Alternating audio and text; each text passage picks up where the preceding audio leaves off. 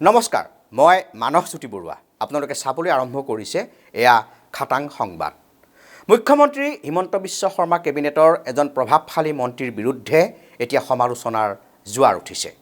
বহুতৰ ক্ষোভ ঘৃণা এই মন্ত্ৰীজনৰ বিৰুদ্ধে। সামাজিক মাধ্যমৰ পৰা বিধানসভাৰ মজিয়ালৈ মন্ত্ৰীজনৰ অহংকাৰ, অহমিকা, অসমীয়া বিদ্বেষৰ চৰ্চা। কিন্তু কিয়? কোন এজন মন্ত্ৰী? কিয় তেওঁৰ বিৰুদ্ধে সমালোচনাৰ জোৱাৰ উঠিছে?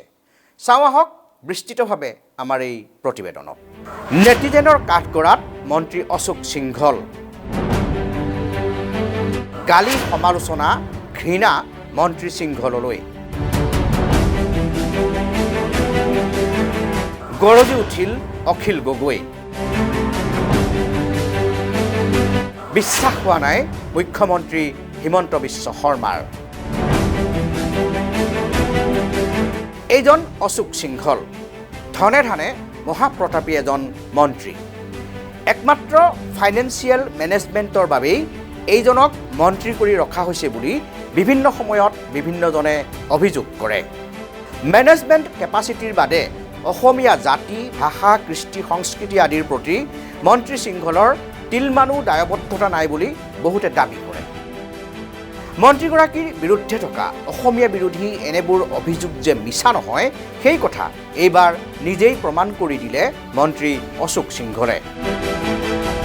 মহাপুৰুষ শ্ৰীমন্ত শংকৰদেৱ একেশ্বৰবাদী ভক্তি আন্দোলনৰ সূচনা কৰা, বৈষ্ণৱ ধৰ্মৰ প্ৰৱৰ্তক, মহাপুৰুষ গুৰুজনাৰ অমূল্য সৃষ্টি ভাওনা, ৰামায়ণ মহাভাৰতৰ ঘটনা পৰিঘটনা আৰু বৈষ্ণৱ ধৰ্মৰ আধ্যাত্মিক আদৰ্শসমূহ সংলাপ, গীত, কবিতা আৰু কথোপকথনৰ মাধ্যমেৰে পৰিৱেশন কৰি সমাজত ধৰ্মীয় আৰু নৈতিক শিক্ষা প্ৰদান কৰাটোৱেই হৈছে গুৰুজনাৰ সৃষ্ট এই ভাওনাৰ মূল উদ্দেশ্য। যুগ যুগ ধৰি এই ভাওনাই অসমীয়া সমাজখনক আধ্যাত্মিক, ধৰ্মীয় আৰু ভাতৃত্ববোধৰ এনাজৰীৰে বান্ধি ৰাখিছে।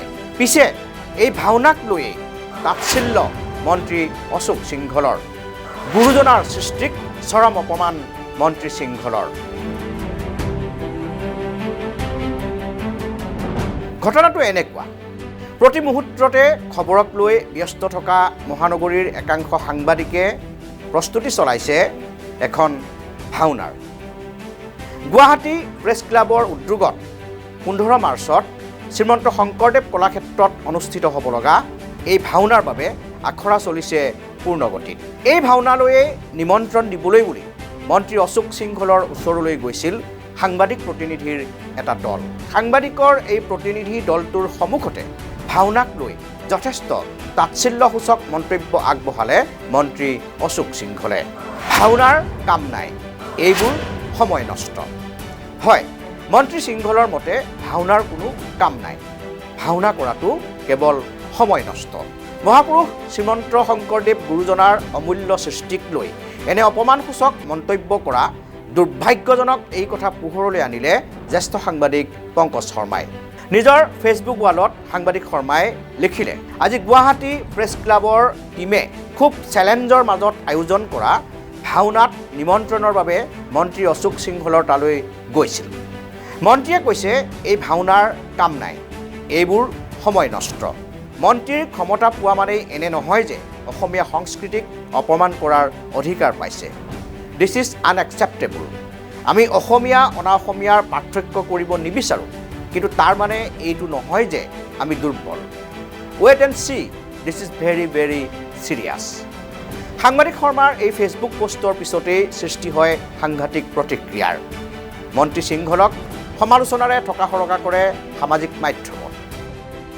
ফেচবুকত শৰ্মাৰ পোষ্টটোত মহিন আলীয়ে লিখিছে, অনা অসমীয়াই অসমত সোৱাদ বেছি পাইছে। জগত বৰাৰ মতে আমাৰেই ভুল। আচৰিত হৈছে ৰিম্পী এন গগৈ। জবান আছে কৈছে অহংকাৰ। নাজিৰ আহমেদে কৈছে কেইদিনমান পূৰ্বে এওঁ দেখোন অসমৰ সংস্কৃতি ধৰি ৰখাৰ কথা কিবা কৈ আছিল। ঋতুপৰ্ণ কোঁৱৰৰ মতে বেছিকৈ মূৰত তুলিলে এনে হয়। দীপাংকৰ কলিতাই কৈছে বনিয়াৰ পৰা ইয়াতকৈ কি আশা কৰিব পাৰি। সমীৰণ বৰঠাকুৰে সকীয়াই দিছে, মন্ত্ৰী মহোদয়, ডিঙিত ওলমাই ৰখা গামোচাখন অসমীয়া শিপিনীয়েই প্ৰস্তুত কৰা। অসম আৰু অসমীয়াই আপোনাক মন্ত্ৰী বনাইছে। আপোনাৰ কামবোৰো অসমীয়া সাংবাদিকেই কলমেৰে লিখি ৰাইজৰ ওচৰ চপাইছে। অহংকাৰী নহ'ব, পতন হ'ব, ইয়াৰ প্ৰত্যুত্তৰ পাব। এনেকৈ সামাজিক মাধ্যমত স্বাৰ্থ চলিছে মন্ত্ৰী অশোক সিংহলৰ। আমাৰ এই প্ৰতিবেদন প্ৰস্তুত কৰা সময়লৈ সাংবাদিক পংকজ শৰ্মাৰ পোষ্টটো শ্বেয়াৰ হৈছে প্ৰায় 200। কমেণ্টো আহিছে 200ৰ অধিক। কেৱল সামাজিক মাধ্যমেই নহয়, ৰাজনৈতিক মহলতো সমালোচনাৰ ঢৌ মন্ত্ৰী অশোক সিংহলৰ বিৰুদ্ধে।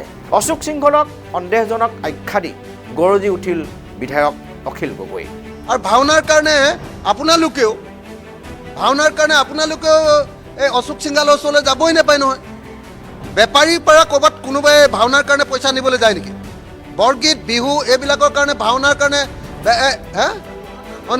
নিমন্ত্ৰণ কৰিবই নাপায়। ভাওনাৰ নামেই শুনা নাই চাগে ভালকৈ এতিয়ালৈকে।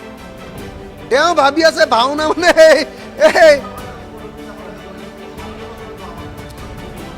সেই মানুহজন অসমীয়া মানুহ নহয়। অসমলৈ কেতিয়া আহিলে? মই সদায় সুধি থাকোঁ, অশোক সিংহল অসমলৈ কেতিয়া আহিলে? তেওঁ ঘৰ ক'ত? তেওঁ অসমৰ ঠিকনা ক'ত? তেওঁ অসমত লুণ্ঠন কৰি, গোটেই গুৱাহাটী মাটি লুণ্ঠন কৰি এপাৰ্টমেণ্ট বনোৱাৰ বাহিৰে অসমত তেওঁৰ অৱদান কিবা আছে নেকি? লুণ্ঠনৰ বাহিৰে তেওঁৰ কিবা অৱদান আছে নেকি? বিষয়টো সাংবাদিকে সুধিছিল মুখ্যমন্ত্ৰী হিমন্ত বিশ্ব শৰ্মাকো। পিছে অশোক সিংহলে এনেকৈ কৈছে বুলি বিশ্বাস হোৱা নাই মুখ্যমন্ত্ৰীৰ। মই নাভাবোঁ তেওঁ তেনেকৈ ক'ব বুলি, কিন্তু এটা কথা যে আপোনালোকে মোক মাতিব আৰু অশোক সিংহলক কিয় যাব লাগে, মোৰ ওচৰতে আহিব লাগে। গতিকে মোক মাতিব, মই চাব আহিম। ভাওনাক অপমান কৰাৰ পিছতেই মন্ত্ৰী অশোক সিংহলৰ বিৰুদ্ধে জাঙুৰ খাই উঠিছে বহুজন। কিন্তু এইজন সিংহলেই দুদিন পূৰ্বে চৰম সাম্প্ৰদায়িকতাৰে নিজৰ সমষ্টিৰ এটা ঘটনাক লৈ যেতিয়া কৈছিল, এইবাৰ দোকান দিবলৈ মিয়াক নিদিব, আমাৰ ল'ৰাক দিব, আমাৰ উৎসৱত মিয়াৰ কি কাম, তেতিয়া কিন্তু আজি জাঙুৰ খাই উঠা বহুজন নিমাতে আছিল। এই কথাই এইটোৱেই প্ৰমাণ কৰে যে নিজৰ পিঠিত চাবুকৰ কোব নপৰালৈকে কোনেও মাত নামাতে। এনেকৈ অব্যাহত সমালোচনা, বিতৰ্ক দুদিনলৈ হয়তো এইবোৰ চলিব। কিন্তু সঁচাকৈয়ে অশোক সিংহলক অসমীয়া বিদ্বেষী, বহিৰাগত বুলি সমালোচনা কৰাৰ যুক্তি আছেনে? কাৰণ প্ৰায় 2 বছৰ পূৰ্বে অসমত সমষ্টি সীমা নিৰ্ধাৰণ প্ৰক্ৰিয়া সম্পন্ন হৈছিল। এই প্ৰক্ৰিয়া সম্পন্ন কৰি আমাৰ মুখ্যমন্ত্ৰীয়ে সগৰ্বে কৈছিল 100 বছৰলৈ অসমীয়াৰ বাবে 100টা সমষ্টি সুৰক্ষিত হ'ল। এই যে 100 বছৰলৈ অসমীয়াৰ বাবে 100টা সমষ্টি সুৰক্ষিত কৰা সমগ্ৰ প্ৰক্ৰিয়াটো, অৰ্থাৎ সমষ্টি পুনৰ নিৰ্ধাৰণ প্ৰক্ৰিয়াটো, এই প্ৰক্ৰিয়াটোৰ মূল সমিতিখনৰ অধ্যক্ষজনেই আছিল মন্ত্ৰী অশোক সিংহল। যিজন অশোক সিংহলে 100 বছৰলৈ অসমীয়া জাতি সুৰক্ষিত কৰা কামটোৰ নেতৃত্ব লৈছিল, সেইজন সিংহলক ভাওনাক অপমান কৰা বুলি গালি পাৰিলে হ'ব নেকি? সিদিনা যে ঝুমুৰে বিশ্ব ৰেকৰ্ড কৰিলে, আমি যে ক'লোঁ 200 বছৰীয়া পৰাধীনতাৰ অন্তত আমাৰ চাহ বাগানৰ ভাই বহিনহঁতে মুক্তি পালে, বিশ্ব দৰবাৰলৈ গ'ল, এই দুৰ্ঘোৰ জাতীয়তাবাদী কামটোৰো নেতৃত্বত আছিল মন্ত্ৰী অশোক সিংহলেই। গতিকে সিংহলক গালি দিয়াৰ যুক্তি আছে জানো? প্ৰশ্নটো আপোনালোকলৈ এৰিলোঁ। ধন্যবাদ। চাই থাকিব খাটাং সংবাদ। ফেচবুক আৰু ইউটিউবত ছাবস্ক্ৰাইব আৰু ফ'ল' কৰিব আমাৰ এই খাটাং সংবাদ।